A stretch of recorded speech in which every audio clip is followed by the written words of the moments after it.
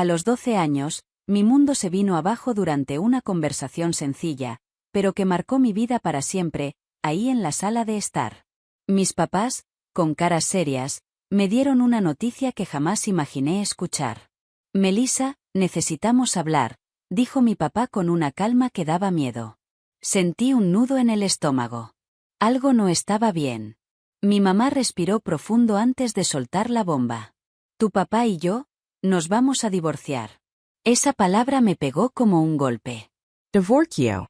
Nunca los vi pelear. Siempre se trataban con respeto. Aunque, pensándolo bien, ya tenía rato que no hacíamos viajes juntos como antes. Aún así, la idea de que se separaran no me cabía en la cabeza. ¿Por qué? Alcancé a decir mientras las lágrimas me llenaban los ojos. Mi papá se aclaró la garganta y explicó que los dos habían conocido a alguien más. Mi mamá intentó tomarme la mano para consolarme, pero me hice a un lado, sin pensarlo. Seguiremos estando aquí para ti, me dijo, asegurando que ahora dividiría mi tiempo entre dos casas. Los días que siguieron fueron como una neblina. Veía a mi papá empacando sus cosas en cajas. Era como ver cómo se desarmaba nuestra vida juntos. Mientras tanto, mi mamá se la pasaba redecorando. Tal vez trataba de borrar todo rastro de él. Pero el golpe más fuerte vino después. El nuevo esposo de mi mamá, Jerry, se mudó con su hija pequeña, Victoria. Melissa, te presento a Jerry y a su hija Victoria, dijo mi mamá con una alegría que se sentía forzada, como si todo fuera perfecto. Yo traté de sonreír, pensando que tal vez tener una hermanita podría ser algo bueno. Pero la mirada fría de Victoria y su mucho gusto con tono sarcástico me hicieron pensar otra cosa. Al día siguiente intenté acercarme a ella, le compartí mis juguetes y libros favoritos. Pero me rechazó sin pensarlo. No somos hermanas y nunca vamos a ser amigas. Nada más estorbas. Con el tiempo, vi cómo mi mamá se desvivía por Victoria. La llenaba de ropa nueva, halagos, hasta le daba mis juguetes viejos. Escuché cuando hablaban de inscribirla en una escuela muy cara porque era superdotada. Yo, en cambio, solo era normal. Los meses pasaron y cada vez me sentía más como una extraña en lo que se estaba volviendo una familia perfecta, para todos, menos para mí. Finalmente, llegó el día de mi primera visita a la nueva casa de mi papá. Iba con nervios y algo de ilusión. Tal vez ahí encontraría algo diferente. La nueva esposa de mi papá, Amy, nos recibió con una amabilidad superficial. Bienvenida, Melissa. Espero que te sientas cómoda aquí, dijo, mientras me mostraba una habitación pequeña que olía a incienso y especias raras. A la mañana siguiente, Amy me ofreció un té tibetano especial. Lo probé a regañadientes. Tenía un sabor amargo, y en pocos minutos, la garganta me empezó a picar y arder. Tosí con fuerza, apenas podía respirar. Papa. Great desesperada. Amy simplemente hizo un gesto con la mano, como quitándole importancia a todo. Ay, deja de ser tan dramática. A solo té. Durante todos esos cambios, luchaba con una sensación constante de no pertenecer, de ser invisible, de estar fuera de lugar. Solo quería sentirme comprendida, querida, pero todo eso parecía cada vez más lejano, como si me hundiera en arenas movedizas dentro de familias que ya no eran la mía. Y mientras seguía tosiendo, con la visión borrosa, me invadió esa sensación de estar asfixiándome en lo que alguna vez fue mi hogar. Llama a una ambulancia. Escuché a mi papá gritar desde algún lugar que se sentía lejano, como si su voz viniera de un túnel. Está fingiendo, insistía Amy con terquedad. Melissa, ya basta con ese drama para llamar la atención. No podía ni responder. Todo se volvía oscuro a mi alrededor, como si me jalara un hoyo negro. Lo siguiente que supe fue que desperté en una cama de hospital, con una mascarilla de oxígeno en la cara. Mi papá estaba ahí, junto a mí, con el rostro lleno de preocupación. Tuviste una reacción alérgica muy fuerte, me explicó con la voz quebrada. Los doctores dijeron que, si hubieran esperado un poco más, todo se habría salido de control. No necesitaba que terminara la frase. Lo entendí. Pude haber muerto, porque Amy no se tomó en serio lo que me estaba pasando.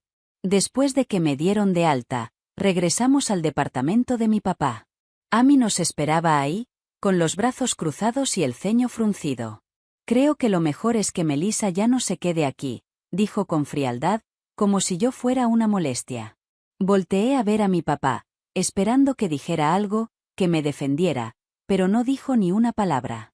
Solo bajó la mirada, derrotado. El camino de regreso fue un silencio largo y pesado. Esperé que mi papá dijera algo. Cualquier cosa. Una disculpa, una promesa de arreglar las cosas. Pero nada. Entré a la casa y ni siquiera me despedí. Mi mamá apenas levantó la vista de la revista. «Ya volviste», comentó, casi molesta. Me fui directo a mi cuarto sin decir nada. Cerré la puerta. Me sentía sola. Verdaderamente sola. No sabía cómo juntar los pedazos rotos de mi vida. Las semanas siguientes fueron un borrón de soledad y confusión.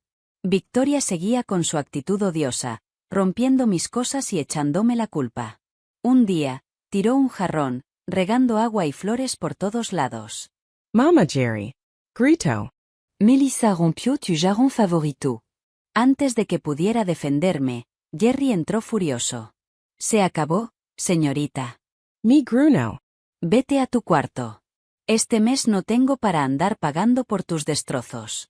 Lo miré con los ojos llenos de rabia e impotencia, luego volteé hacia mi mamá, rogándole en silencio que viera la verdad. Pero solo negó con la cabeza. La decepción estaba pintada en su cara. Sentí como las lágrimas me corrían por las mejillas.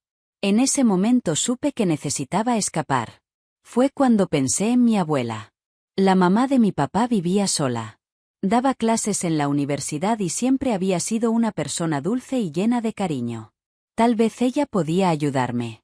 Llegar a su casa fue como entrar a otro mundo. En cuanto crucé la puerta, sentí que se me quitaba un peso enorme de encima. Su casa olía a libros viejos y a galletas recién horneadas. Lo que vino después fue una pesadilla. En vez de pelear por mí, mis papás comenzaron a argumentar sobre por qué no debían quedarse conmigo. Debería vivir con su mamá, dijo mi papá, rojo del coraje. Yo ya tengo otra familia, no hay espacio para ella. Mamá se levantó con voz aguda y nerviosa. Claro que no, yo también tengo una vida, ¿sabe? No pueden esperar que yo me haga cargo de ella tiempo completo. Me quedé ahí parada, como congelada, viendo cómo se pasaban la responsabilidad el uno al otro. Me dolía el pecho, las lágrimas querían salir, pero me obligué a no llorar. No quería que me vieran rota. La jueza golpeó su mazo con fuerza para poner orden, luego me miró, y su expresión se suavizó un poco. Melissa, lamento mucho que estés pasando por esto. Asentí, incapaz de hablar. En ese momento, se escuchó una silla rasparse y mi abuela se puso de pie. Su voz sonó clara y decidida mientras se dirigía a la jueza. Su señoría, dijo con firmeza, levantándose con dignidad a pesar de su edad, si me lo permite, quiero hablar. La jueza asintió. La abuela dio unos pasos hacia adelante y continuó. Está claro que ninguno de los padres de Melissa está dispuesto, ni es capaz, de darle el hogar estable que necesita. Yo soy su abuela, y estoy más que dispuesta a hacerme cargo de ella completamente. Se acercó al estrado y entregó unos documentos. Aquí está la prueba de que soy financieramente estable. Soy profesora en el colegio Westfold, tengo un salario decente y buenos ahorros, pero, sobre todo, puedo darle a Melissa el amor y el cuidado que se merece. Vivir con la abuela Ellen fue como estar envuelta en un abrazo constante. Sus días estaban llenos de estructura y cariño, y poco a poco eso trajo calma a mi vida. Fue un cambio radical comparado con el caos y el abandono que había vivido antes. Cada mañana cuidábamos su jardín. Sus manos sabían exactamente cómo tratar las plantas, mientras ella me iba alimentando el alma con lecciones de vida. Por las tardes, la mesa de la cocina se convertía en nuestro salón de clases. Ahí, la historia, las matemáticas y la literatura no eran materias aburridas, sino aventuras que vivíamos juntas. Las tardes también eran nuestro momento para hornear. Cada tanda de galletas salía del horno con ese olor inconfundible a vainilla y cariño. Con la guía de la abuela, empecé a florecer. Mis calificaciones mejoraron muchísimo. Hice nuevas amistades, y poco a poco, las heridas que me dejó la indiferencia de mis papás empezaron a sanar. El peso de su ausencia se fue haciendo más ligero. Fue reemplazado por la calma y satisfacción de mi nueva vida al lado de la abuela. Sin darme cuenta, pasaron los años, y de pronto, Ya estaba a punto de graduarme. El amanecer de ese día me encontró con un birrete en la cabeza y una toga sobre los hombros, símbolos de que un capítulo cerraba y otro estaba por comenzar. De pie entre un mar de egresados, me invadió una ola de gratitud por la abuela, quien siempre estuvo ahí como mi roca. Cuando dijeron mi nombre y caminé al frente, su grito se escuchó por encima de todos. «Esa es mi niña». Su orgullo era tan fuerte, tan visible, que parecía una luz en medio de tantas caras. El vacío que dejaron mis padres y se sentía, pero ya no dolía. Había crecido más allá de su aprobación. Después de graduarme con honores, obtuve una beca para estudiar en el Colegio Westfold. Elegí especializarme en administración de inversiones, decidida a entender el mundo de las finanzas a fondo. La vida universitaria fue un torbellino de desafíos académicos y actividades sociales. Me metí de lleno en el ritmo del campus, construyendo una red de amigos y mentores que veían en mí no solo resiliencia, sino también inspiración. Y ahí seguía la abuela, siendo mi base. Sus llamadas, sus mensajes, sus paquetes llenos de cosas hechas con amor, eran recordatorios constantes de que nunca estaba sola. Pero en mi tercer año, la vida me dio un golpe inesperado. La abuela falleció mientras dormía. Se fue en paz, pero la noticia me tumbó. El mundo se detuvo.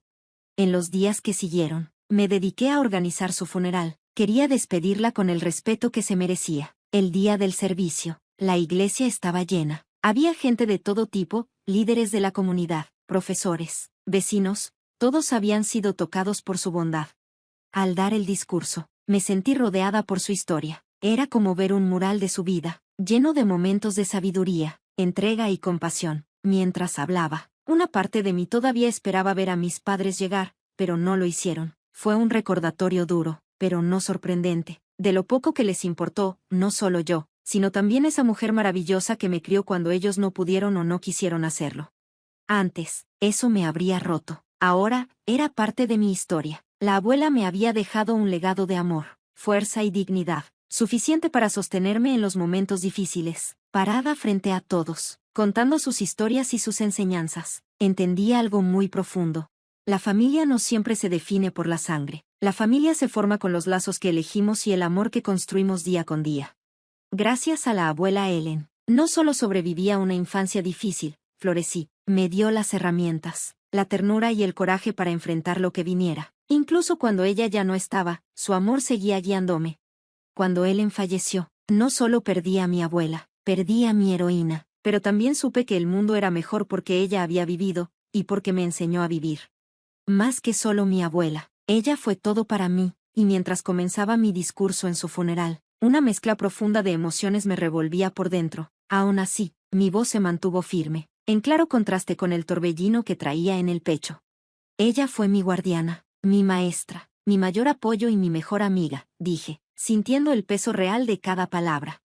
Después del servicio, una larga fila de personas pasó a darme el pésame. Entre tantos abrazos y palabras de consuelo, sentí una punzada de enojo. La ausencia de mis padres y los años de abandono eran difíciles de ignorar. Por un momento, tuve la tentación de llamarlos y reclamarles, pero al mirar a la multitud reunida, todos conmovidos por la sabiduría y la bondad de mi abuela, entendí algo importante: su ausencia decía mucho más sobre ellos que sobre mí.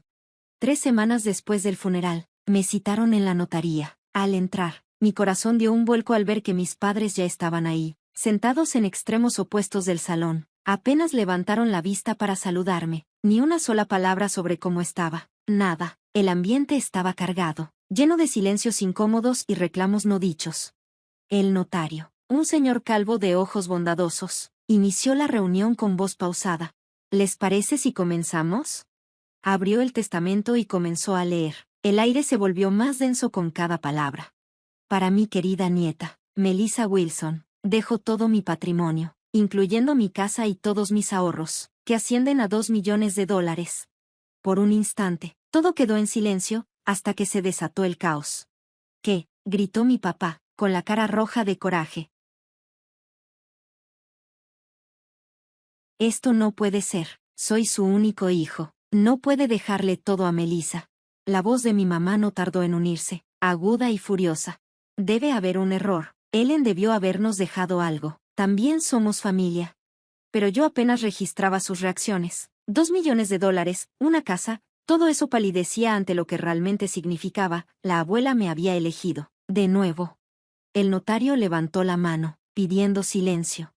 «Hay algo más», anunció, sacando un sobre. La señora Ellen Wilson dejó una carta para ser leída en este momento. Desplegó la hoja y comenzó a leer.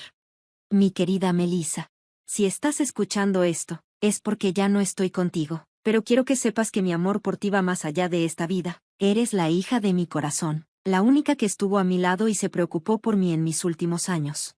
Para mi hijo y su exesposa, me siento profundamente decepcionada por la forma en que abandonaron a Melissa. Un hijo es una bendición, no una carga que se deja de lado cuando estorba. Sus acciones me demostraron que no merecen beneficiarse del trabajo de toda mi vida. Sé que esta decisión puede dolerles, pero es definitiva y tiene pleno respaldo legal. Melissa, usa esta herencia sabiamente. Construye la vida que te mereces, la vida que siempre supe que podrías tener. Con todo mi amor. Abuela». Otra vez, el silencio llenó la sala, pero esta vez no duró mucho. En un parpadeo, mis padres cambiaron completamente de actitud. Sus ojos, antes fríos, ahora querían parecer cálidos. Sus voces, empalagosas. «Melissa, mi amor», dijo mi mamá, casi arrullándome, «seguramente vas a compartir algo con nosotros, al final del día. Seguimos siendo familia». «Sí, claro», añadió mi papá, sonriendo con falsedad, «podemos platicarlo con calma, llegar a un acuerdo que nos convenga a todos». Pero mientras los escuchaba, algo dentro de mí se reafirmó, una seguridad nueva. Me levanté con firmeza y me dirigí al notario. «Gracias por su tiempo. Me pondré en contacto con usted para lo del papeleo». Y sin mirar atrás, caminé hacia la puerta. Los gritos molestos de mis padres se desvanecieron mientras me alejaba. La abuela me había dejado algo mucho más valioso que dinero o propiedades, me había dado la fuerza para valerme por mí misma. Unos días después de la lectura del testamento, sonó mi teléfono. Era mi madre. Su voz sonaba inusualmente dulce. «Melissa, corazón, ha pasado tanto tiempo. Te extrañamos muchísimo. ¿Por qué no vienes a cenar?» La invitación me pareció tan absurda, tan ridícula, que no pude evitar soltar una risita. Después de tantos años de abandono, de pronto querían que cenara con ellos. Mientras sostenía el teléfono, por primera vez en mucho tiempo, me sentí realmente libre, libre del peso de su indiferencia, libre para seguir mi camino. De pronto, les dio por recordarme. Supongo que la curiosidad fue más fuerte. Acepté visitarlos la noche siguiente. Me paré frente al porche de la casa donde crecí, aunque ahora se sentía como un lugar ajeno. Me invadió una mezcla de sentimientos. Mi mamá abrió la puerta. Su cara, cuidadosamente armada, pretendía alegría. Las lágrimas que le caían parecían más de novela que sinceras. Jerry, su esposo, y Victoria, mi hermanastra, también estaban ahí, sonrisas forzadas, miradas incómodas. Durante la cena, el ambiente era tenso. Mi mamá no dejaba de hablar de lo difícil que habían sido las cosas últimamente. «La casa se está viniendo abajo», dijo con un suspiro dramático. «El techo ya se filtra, la plomería está para llorar, y pobrecita Victoria quiere ir a una universidad de prestigio, pero no nos alcanza». Noté las miradas insistentes, los comentarios disfrazados, pero decidí ignorarlos. Les pregunté sobre sus vidas, sus trabajos, fingiendo interés, mientras ellos batallaban para mantener una conversación decente. Finalmente, mi mamá se volvió hacia mí. Su expresión estaba cargada de lo que intentaba parecer preocupación. «¿Y tú, Melissa, cómo has estado? ¿Qué has hecho todos estos años?» Le sonreí, más por curiosidad que por cortesía. «Pues, estoy en mi último año de universidad, por cierto. ¿Sabes en qué universidad estudio o cuál es mi carrera?» Su cara se quedó sin color. Jerry y Victoria se movieron incómodos en sus sillas. «Bueno, eso», balbuceó mi mamá. «Está bien, mamá», le dije con voz tranquila, pero firme. «No tienes que fingir. Lo sé, no estás interesada en mi vida. Lo que te interesa es mi herencia». La máscara se cayó al instante. Su cara se transformó en una mezcla de enojo y vergüenza. Jerry empezó a decir algo, y Victoria murmuró cosas que no alcancé a entender. «Melissa», empezó mi mamá, con una voz tensa, defensiva. «Eso no es justo. Somos familia. Solo queremos volver a estar cerca». «No», la interrumpí, poniéndome de pie. «La familia no se abandona. La familia no desaparece por años y luego reaparece cuando hay dinero de por medio». Caminé hacia la puerta, ignorando sus protestas. Afuera, el aire estaba fresco. Sus voces se fueron apagando detrás de mí, con cada paso. Sentía como me quitaba un peso de encima, me sentía libre. Unos días después, fui a la casa de mi papá, más modesta, más deteriorada de lo que recordaba, la pintura descascarada, el jardín seco. Mi papá abrió la puerta con una mezcla de sorpresa y una tibia calidez. Melissa, dijo, haciéndose a un lado para dejarme pasar. Ahí conocí a mi madrastra, a mí. Su sonrisa era frágil, como si no supiera si debía estar feliz o nerviosa. Bienvenida, Cota. Ha pasado tanto tiempo. Un niño pequeño se asomó detrás de ella, con los ojos bien abiertos, curioso. Era Nathan, mi medio hermano. No lo veía desde que era un bebé. Ahora tendría unos 9 años. Fue un golpe de realidad. ¿Cuánto tiempo había pasado? Él es Nathan, dijo mi papá, despeinándole el cabello. Saluda a tu hermana. Nathan me miró fijamente, sin saber qué pensar de mí. Nos sentamos, pero la conversación se volvió incómoda rápidamente. Mi papá se aclaró la garganta. Melissa, hemos estado pensando. Nathan es muy inteligente, y queremos que entre a la Academia Westbrook. Es una escuela muy buena, pero, la colegiatura. Su voz se fue apagando. Esperaban que yo ofreciera ayudar, completé su frase, mirándolo fijamente. Se quedó callado, con la cara desencajada. Bueno, verás, intentó decir. ¿Y por qué ahora? Lo interrumpí. ¿Por qué solo me buscas cuando necesitas algo? ¿Por qué no llamaste en mis cumpleaños? ¿Por qué no apareciste cuando me gradué del bachillerato? Ni siquiera cuando entré a la universidad. Antes de que pudiera responder, Amy se metió. Escucha, señorita. La conversación subió de tono. Finalmente, mi papá soltó su última carta.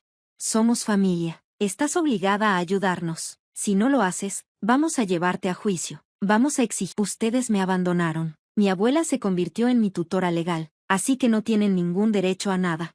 Sus caras se pusieron blancas al instante, y luego, como si alguien hubiera apretado un botón, se transformaron en puro coraje. Mi papá intentó decir algo, pero yo ya estaba cruzando la puerta.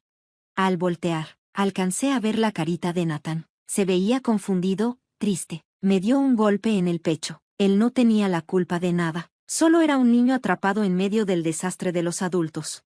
En los días que siguieron, mi teléfono no dejaba de sonar. Llamadas, mensajes, uno tras otro. Mis papás se turnaban entre rogarme y amenazarme. Trataban de manipularme, de hacerme sentir culpable. Mi mamá hasta me mandó un mensaje larguísimo, todo dramático, diciendo que estaban a punto de quedarse sin casa por las deudas. Lo ignoré, todos los ignoré. En lugar de eso, me enfoqué en lo que venía, mi graduación universitaria y el futuro que estaba construyendo. Revisaba mi cuenta bancaria, donde ya estaba reflejada la herencia que me dejó mi abuela, y sentí algo profundo, una mezcla de responsabilidad y gratitud. Ese dinero no era solo un golpe de suerte, era una oportunidad real para cambiar mi vida, para vivir la vida que mi abuela soñó para mí. Pero, a pesar de estar enfocada en el futuro, Nathan seguía apareciendo en mis pensamientos. Era solo un niño, inocente, atrapado en una situación que no pidió. No tenía intención alguna de apoyar económicamente a mi papá o a Amy, pero me preguntaba si, con el tiempo, podría encontrar alguna manera de ayudar a Nathan directamente, quizás no ahora, pero más adelante.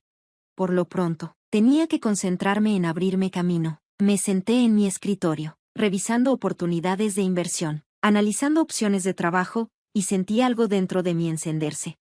El mundo, por primera vez, estaba completamente abierto para mí. Tenía posibilidades que antes ni imaginaba, y estaba lista para explorarlas. Este era mi momento, mi oportunidad de escribir una nueva historia, guiada por los valores y los sueños que mi abuela sembró en mí.